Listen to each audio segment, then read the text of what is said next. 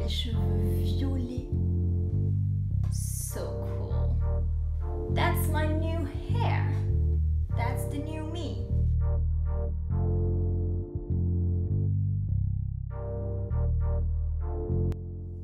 Salut tout le monde, j'espère que vous allez bien. Aujourd'hui on se retrouve pour une vidéo qui m'a été soufflée par ma sœur. L'idée n'est pas de moi, l'idée vient de ma sœur. Elle me demandait, mais tu sais Flora, tu achètes souvent en friperie et tout ça.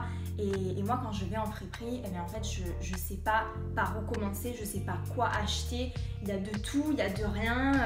Comment tu t'y prends toi pour acheter en friperie? Alors je me suis dit que si elle se posait cette question, c'est que effectivement pas tout le monde sait s'y retrouver voilà, en friperie. C'est vrai, on peut vite être découragé par la masse de vêtements qu'il y a, d'autant que forcément ce sont des pièces généralement uniques, donc voilà, il y a un exemplaire de chaque vêtement. En friperie, ils font en sorte quand même de tout classer par genre. Donc il y a les suites avec les suites, il y a les vestes en jean avec les vestes en jean, les chaussures sont ensemble, etc.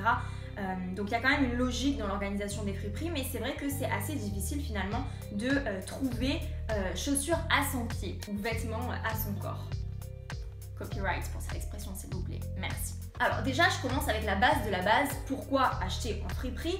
Puisque on a à notre disposition des tas et des tas de magasins, des chaînes comme Zara, etc. qui réactualisent sans cesse leur collection et qui finalement nous offrent ce que la mode fait de mieux. Eh bien je vais vous dire parce que les friperies c'est d'abord écologique. Il faut savoir que l'industrie de la mode est parmi les plus polluantes au monde. Donc acheter en friperie, eh bien c'est donner une seconde vie aux vêtements de personnes qui ne les mettent plus. Donc c'est déjà quand même assez cool pour ça. Deuxième raison, c'est parce que c'est beaucoup plus économique qu'on pourrait le penser. C'est vrai qu'aujourd'hui, il y a des friperies de luxe, etc. où les articles restent quand même assez chers. Mais en tout cas, généralement, on peut dégoter de super belles pièces en friperie pour pas grand chose. Parfois, il y a des bacs comme ça où ils font des t-shirts à 3 €, alors qu'un t-shirt chez Zara, c'est minimum 10-15 €, voire pour les plus cotés 25-30 €. Donc ça peut valoir le coup d'aller acheter en friperie pour justement s'acheter des pièces à moindre coût. Et puis la meilleure des raisons d'acheter en friperie, c'est quand même celle de dégoter des pièces qu'on ne retrouve pas justement en magasin. Généralement voilà, en friperie on a des pièces qui sont hyper quali, qui sont généralement vintage, donc voilà, ça ajoute encore le vêtement a une histoire, donc je trouve ça quand même super. Et puis généralement on voit que le vêtement a vécu dans les couleurs, dans le style, on a quelque chose de parfaitement délavé parce que c'est parfaitement usé, mais c'est de la vraie usure, j'ai envie de dire. C'est pas les machines industrielles qui vont user le vêtement pour faire comme si. C'est vraiment, ça a été porté. Donc acheter en friperie, c'est cool. Du coup, comment acheter? Excellente question. Moi, je pense qu'il y a deux façons d'acheter en friperie. Première façon, acheter en se mettant en mode hunt, c'est-à-dire qu'on va essayer de chasser, de partir en quête finalement d'une pièce en particulier. Pendant longtemps, par exemple, moi j'ai cherché une veste en jean. Bon, je la cherche encore, j'avoue. Mais voilà, quand on cherche une pièce en particulier, bon, on va de suite aller dans le rayon dédié. Si on cherche une pièce en jean, on va forcément aller au rayon des jeans. Mais ça peut être des sweats, ça peut être un t-shirt vintage, ça peut être un sac à main particulier. Voilà, ça peut vraiment être plusieurs choses. Des chemises je sais pas moi, des chemises canadiennes ou ce genre de choses, un jean Levi's, un vieux jean Levi's 501 par exemple, un mom jeans, etc. Donc voilà, je pense que première façon d'y aller, c'est y aller en mode hunt. Deuxième façon d'acheter en friperie, et je pense que c'est ma préférée, eh bien c'est d'y aller au feeling. Quand on va chez Zara, quand on va chez H&M, quand on va chez Mango, etc. On n'y va pas forcément pour acheter quelque chose en particulier, on y va aussi pour flâner, pour voir un petit peu les nouvelles collections, etc. Et vous savez quoi les gars, en friperie, c'est pareil. Je pense que voilà, il faut vraiment planifier sa sortie en friperie, prendre son temps, apprécier chaque vêtement qu'on regarde, etc. Et c'est vraiment comme ça qu'on va avoir des idées finalement. Tiens, tel vêtement, je pourrais vraiment l'associer avec tel autre, etc. que j'ai déjà dans ma penderie. Ou alors, waouh, tel vêtement, souvent il est assez extravagant, mais finalement pourquoi pas pour une soirée ou même 2 jours à casser avec une pièce un petit peu plus casual. Ça peut vraiment être ça aussi la friperie, être une sortie détente où on regarde un petit peu chaque chose qui nous entoure et les idées nous viennent. C'est comme ça qu'on trouve l'inspiration. Ce que je peux vous donner comme conseil en friperie, premièrement, ne pas se décourager. C'est sûr, il y a des vêtements partout, on ne sait pas par où commencer, etc. Comme je vous l'ai dit, voilà, soit vous y allez en mode hunt, soit vous y allez au feeling. L'essentiel, c'est que vous passiez un bon moment. Il ne faut pas vous décourager. Si vous ne trouvez pas telle pièce exactement, continuez à chercher. Ça fait partie du jeu de la friperie. Et puis, vous finirez bien par tomber sur un article qui vous plaît.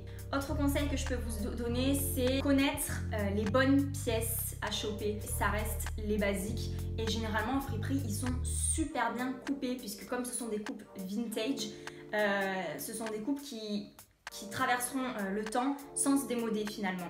Donc voilà, connaître les bonnes pièces à choper, ça peut être un jean taille haute comme je le disais tout à l'heure, ça peut être une chemise de bûcheron, une veste en jean, un sac de dame verni façon Grace Kelly, voilà, ça peut vraiment être plein de choses différentes, un blazer noir, un petit peu oversize, un manteau en fourrure, donc voilà, vraiment mettez le paquet sur les pièces qui ne se démoderont pas, les pièces classiques, j'ai envie de dire, les grands basiques. Conseil numéro 2, ne jamais hésiter à prendre un article.